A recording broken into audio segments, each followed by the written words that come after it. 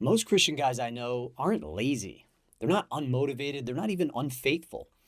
But a lot of them, and honestly, this was me for a long time, they're burying exactly what God gave them that makes them unique. And the scary part, the Bible has some pretty direct things to say about that. So today we're going to talk about why burying your talents isn't playing it safe.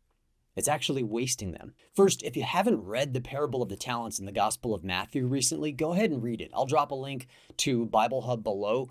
So to quickly recap the parable, Jesus tells this story about a master who's going away on a trip, and he entrusts three of his servants with different amounts of money.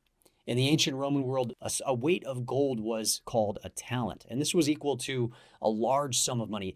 In fact, many, many years of the common laborer's wages. So to one he gives 5 talents, another he gives 2, and the last one just 1 talent, each according to their own ability, he says. Then he leaves. No instructions, just the resources and some trust. Well, two servants invest, and they double what they were given. And it's really amazing because the third servant digs a hole, didn't invest his money, he digs a hole, and he buries the talent. His reasoning was that he was afraid. He was afraid that the master would come back because he knew the master was demanding and that he didn't want to have empty pockets or empty hands when the master came back and asked for his talent back. So when the master finally returns after this long journey, the two who had invested the talents are rewarded, and they're actually given more. He says, "Well done, my good and faithful servant," to each of those. But the one who buried the talent, the master has it taken away from him, given to the one with 5 talents, given to the one with more. And the master calls the one who buried the 1 talent, he says, "You wicked and lazy servant." What's going on here? It's not like the one who had 1 talent lost it because he took a risk in the market, that he took a risk of using this talent, employing the gift that the master had given him, or that he had lost it from some misfortune or accident. No, he didn't. He didn't take that risk. He simply buried it in the ground. Wicked and lazy, that's not unfortunate. That's not, oh, I understand. It's wicked. It's a strong word for playing it safe. See, the person who's been sitting on a business idea for 3 years, 10 years, like myself, and didn't fail. They didn't try. They buried their talent.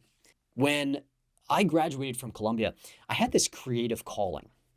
I wanted to be an entrepreneur. I knew that I wanted to start a business. And so I started listening to all these podcasts and these amazing examples of entrepreneurs out in the creative space that were doing great things at digital marketing, creating these amazing life-changing products, bringing God's glory to the marketplace through their businesses. But instead, I took the high-paying consulting job. I played it safe. I had a 6-month-old child when I graduated, and I knew that I needed a salary. A W-2 job seemed safe. It seemed stable, respectable. But it was completely wrong for me. I had talents that had no place in a W-2 job. They just simply didn't fit. Why do we bury those talents? Like I said, it's not laziness, it's fear.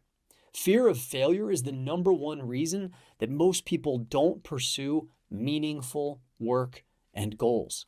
It's not a lack of skill. It's not a lack of resources.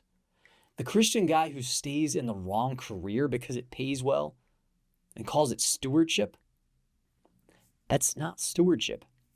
It's fear with a spiritual disguise. Here's what I mean. I speak multiple languages. I happen to be able to walk into basically any room in any country and make genuine connections. That's a rare gift. I don't say that out of arrogance. I say that out of humility. I know that God has entrusted me with that gift so that I will use it for his glory, so that I'll use it to evangelize, to bring souls to him. But I buried it. I buried that gift for over a decade, and I traded it for a job in IT strategy, a career in product management. Why? Because they had a salary attached. They were stable. They would feed the family. Well, 10 years later, after numerous ups and downs in my career, undiagnosed ADHD come into the forefront, and a couple of roller coaster rides where I was basically derailed. All of what I thought was stability, playing it safe, that single talent that I buried in the ground, turned out to be not as safe as I thought. And looking back, I wish I had taken those 5 talents, those 10 talents, those 2 talents that I was initially given and invested them. And I'm encouraging you not to do the same. So if there's one thing that you know that's on your heart today that you need to invest, one talent that you've been given, don't bury it. Burying isn't neutral. It's not just something that you can take that talent later in life and give it back to God. There's a time cost. Inaction has a transfer cost. You don't just stay still. You fall behind, not behind your competition, but behind your mission. The talent was taken from that servant who had the 1, and it was given to the one who already had 10.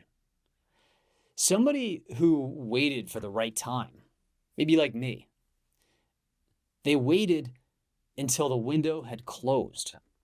The window of opportunity doesn't stay open forever, guys. It stays open just long enough that we can fulfill our mission. What was the cost for me? Well, I stayed a decade in corporate life. I stayed a decade in jobs that were high paying but high stress. And I found myself with lower happiness and lower on the job engagement. That persistent feeling that I'm living below what I was made for. It ate me up inside.